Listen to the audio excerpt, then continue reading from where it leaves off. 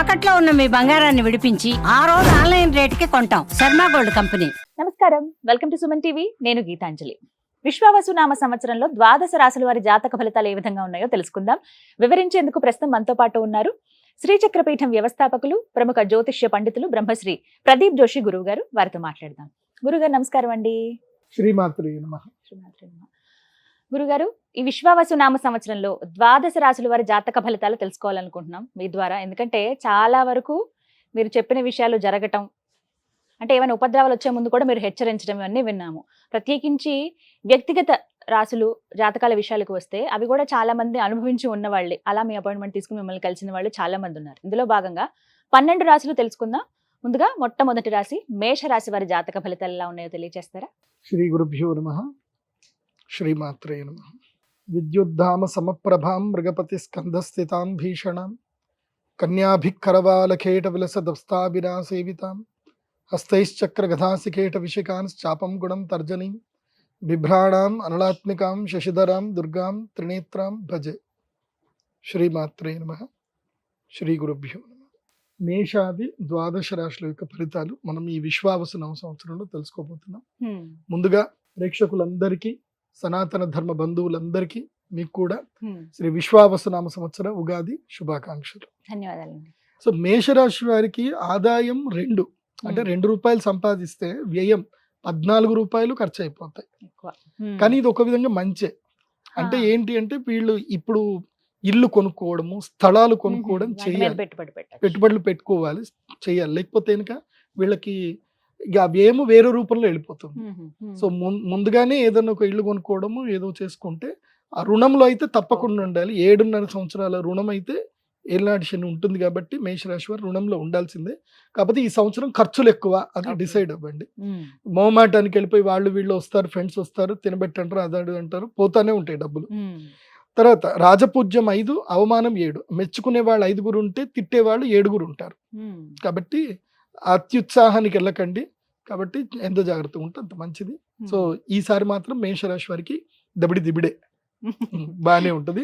So దెబ్బలు బాగానే తగ్గుతాయి, జాగ్రత్త. మేషరాశి మనం అంతా శుభాన్ని ఆకాంక్షిస్తాం. మన జీవితంలో మనం అందరం కూడా ఏంటంటే ప్లస్సే అవ్వాలని కోరుకుంటాం, మైనస్ అవ్వాలని ఎవ్వరూ కోరుకోరు. 100% అందరు కూడా నాకు ప్లస్ అవ్వాలి, నేను బాగుపడాలి, నాకు డబ్బు రావాలి, నాకు అన్ని జరగాలి, అన్ని కోరుకోవడమే తప్ప ప్రకృతికి హితమైనటువంటి పనులు చేయడం మాత్రం మనకు కుదరదు. నిజంగా దేవుడికి గనక మాటలు వస్తే, దేవుడు గనక అందరితో మాట్లాడితే దేవుడి మీద కూడా కంప్లైంట్లు ఇచ్చి దేవుడిని కూడా జైల్లో పెట్టమని చెప్పేవాళ్ళు ఉన్నారు. అందుకోసం అప్పుడప్పుడు దేవుడిని కూడా తిడతారు. ఈసారి ఏంటంటే నేను మేషరాశి వారికి ఒక విషయం చెప్పాలి, అందుకే ఇది టాపిక్ ఇట్లా స్టార్ట్ చేశాను.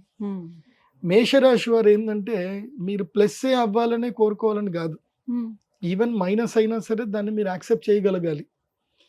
ఎలాంటి పరిస్థితినైనా ఎదుర్కోవడానికి మానసికమైన శక్తిని మీరు సంపాదించుకోవాలి. ముఖ్యంగా ఈ సంవత్సరం మేషరాశి వారికి అత్యంత గడ్డు కాలం ఉంది. మేషరాశికి ఈ సంవత్సరం అంటే ఈ విశ్వావసునామ సంవత్సరం మొదలవుతుంది ఉగాది నుంచి. ఇది చాలా రేర్, అందరికీ జరగదు. ఉగాది నుంచే ఏలినాటి శని స్టార్ట్ అవుతుంది. మేషరాశి వారికి 30వ తారీఖు అంటే షడ్గ్రహ కూటమి జరుగుతుంది. షడ్గ్రహ కూటమి జరిగిన నెక్స్ట్ డేనే వాళ్ళకి గ్రహణం అనేది ప్రారంభం అవుతుంది. గ్రహణము మామూలుగా సూర్యుడికి ఒక్కరోజే గ్రహణం, కానీ శని గ్రహణం అంటే ఏంటంటే 7.5 సంవత్సరాల గ్రహణం. అది శని పట్టుకున్నాడు అంటే 7.5 సంవత్సరాలు వదిలిపెట్టడు. కాబట్టి మేషరాశి వారికి చాలా కీలకమైనటువంటి మేజర్ గ్రహం ఏదైతే ఉందో అది శని గ్రహము. ఈ సంవత్సరం నుంచి 12వ స్థానం లోపలికి ప్రవేశిస్తున్నాడు. కాబట్టి మేషరాశి వారికి ఏలినాటి శని ప్రారంభం అవుతుంది.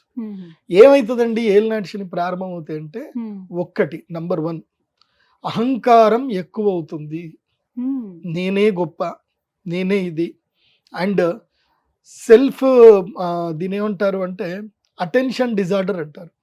ఎక్కడ పోయినా నాకు గౌరవం ఇవ్వాలి, నాకు మర్యాద ఇవ్వాలి, నేను వెళ్ళగానే నా కోసం తలుపులు తెరవాలి, నేను రాగానే కారిడోర్ తెరవాలి, ఇట్లా ఈ అహం అనేది బాగా పెరిగిపోతుంది అనమాట.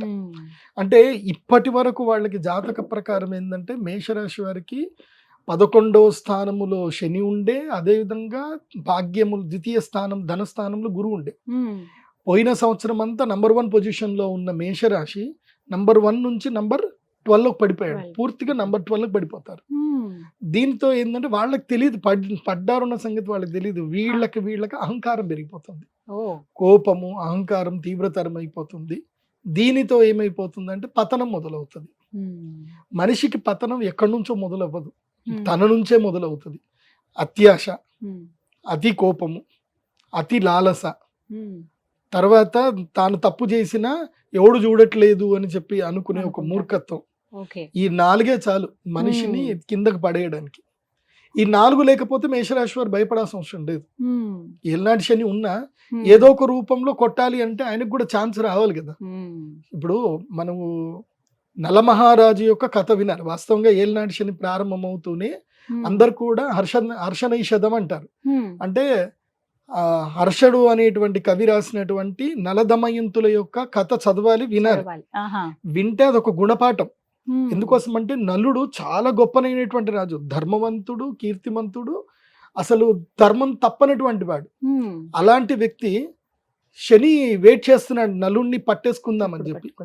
ఏలినాటి శని స్టార్ట్ అయింది, 1 year అయింది, కానీ శనికి ఛాన్స్ ఇవ్వట్లే. నలుడు ధర్మబద్ధంగా ఉంటున్నాడు, అహంకారం లేదు, కోపం లేదు, ఏమీ లేదు, చాలా పద్ధతి ఉంటున్నాడు. ఎప్పటిరా పట్టుకుందామని చెప్పి శని ఇంటి దగ్గరనే ఇట్లా కాచుకొని వెయిట్ చేస్తూ ఉంటాడు అనమాట. అయితే కాలకృత్యాలకు వెళ్ళిన నలమహారాజు కాళ్ళకు సరిగ్గా కడుక్కోడు, వెనక భాగం సరిగ్గా తడవదు, కాళ్ళు హడావిడిగా ఇంట్లోకి వెళ్ళిపోతాడు. సో వెనక భాగం కడుక్కోకుండా ఉన్నాడు కాబట్టి ఆ వెనక భాగంలో నుంచి శని దూరుతాడు. సో కాలకృత్యాలకు వెళ్ళినా కాళ్ళు సరిగ్గా గడకపోయినా దోషమే.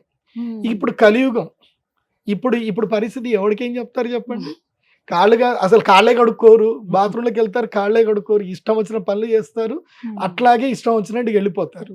ఎవరికి శుచి శుభ్రత ఉండదు. కలికాలం కదా, కలికాలంలో శుచి శుభ్రత లేకపోతాయి.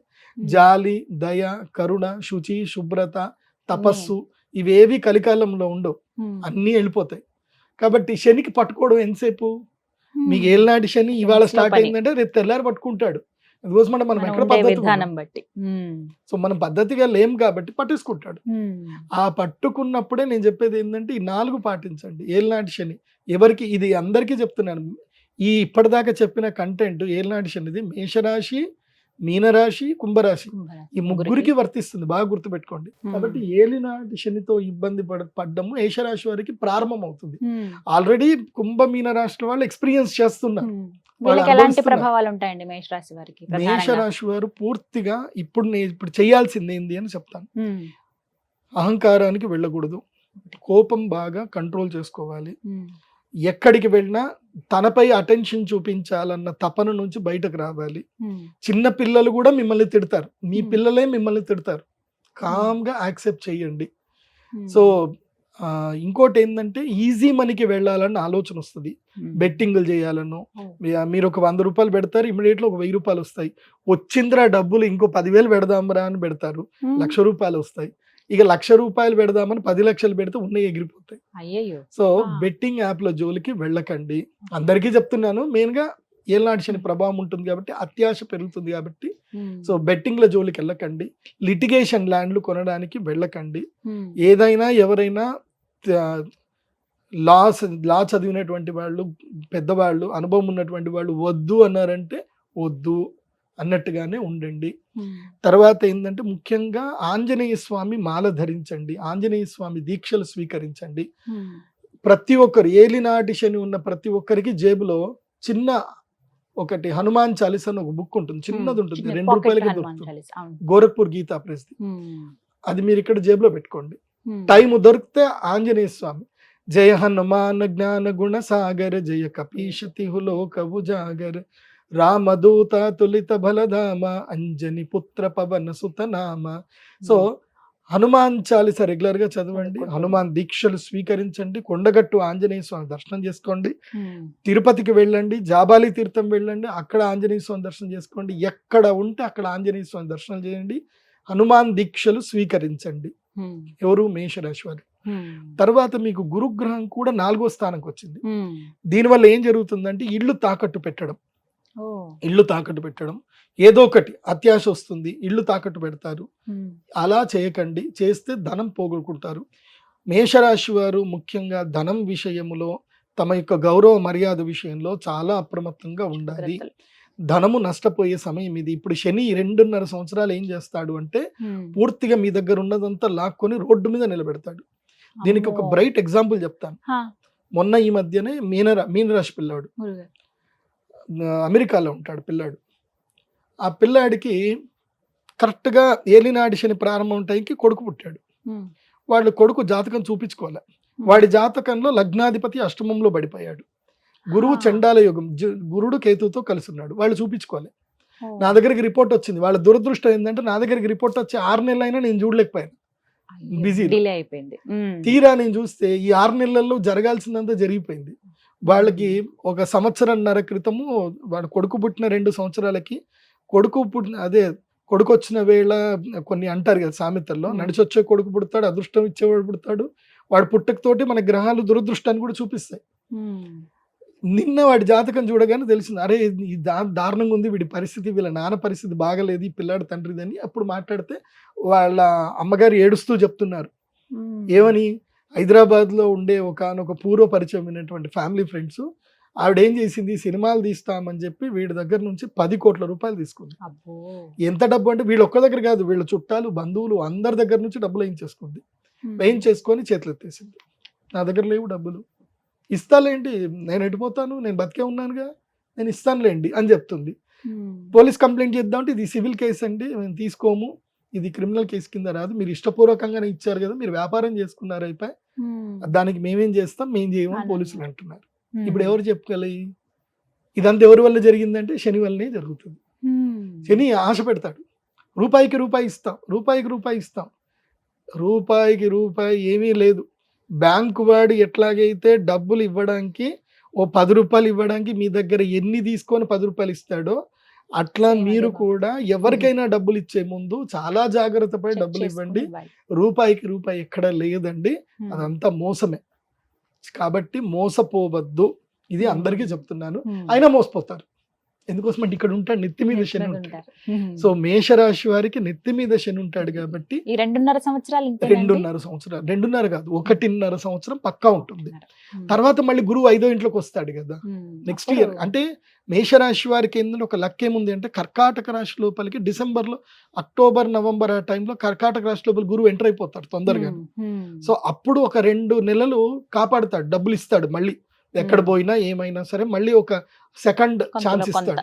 ఈ లోపల డబ్బులు మీరు ఏమైనా పోగొట్టుకుంటే 2 నెలల్లో మీకు సెకండ్ ఛాన్స్ ఇస్తాడు. ఇప్పుడు నీకు ఎవరైనా శత్రువు ఉన్నాడు, నేను మోసం చేస్తున్నాడు, వాడు రూపం చూపిస్తాడు, ఒరే మోసపోకురా అని చూపిస్తాడు. ఆ 2 నెలల్లో రియలైజ్ అయ్యి కామ్గా ఉంటే మంచిది, కామ్గా ఉండకపోతే ఇంకా మొత్తం అంతా కూడా క్షవరం చేసేస్తాడు. కాబట్టి మేషరాశి వారికి 2 నెలలు లక్ టైం ఉంది. అక్టోబర్ నవంబర్ 2 నెలలు లక్ టైం ఉంది. ఆ తర్వాత మళ్ళీ యథావిధిగా ముందుకు వెళుతుంది. అందుకే మేషరాశి వారు ఈ సంవత్సరము నిమ్మకు నీరెత్తినట్టుగా ఉండండి. మీ పనులేవో మీరు చేసుకోండి, అతి చేయకండి. సింపుల్ చెప్పాలంటే ఏంటి, అతి చేయవద్దు, అతి చేయొద్దు, ఇల్లీగల్ పనుల జోలికి వెళ్ళొద్దు, అంతే. గుర్తుపెట్టుకోవాలి. ఇది బాగుంటే చాలు. ఇంకా మీ సీక్రెట్స్ ఏవి మీ ఫ్రెండ్స్ కూడా ఎవరికి చెప్పకండి, మిమ్మల్ని వాళ్ళు బ్లాక్మెయిల్ చేసే అవకాశం కూడా ఉంటుంది. ఇది మేషరాశి. ధన్యవాదాలు గురుగారు, నమస్కారం.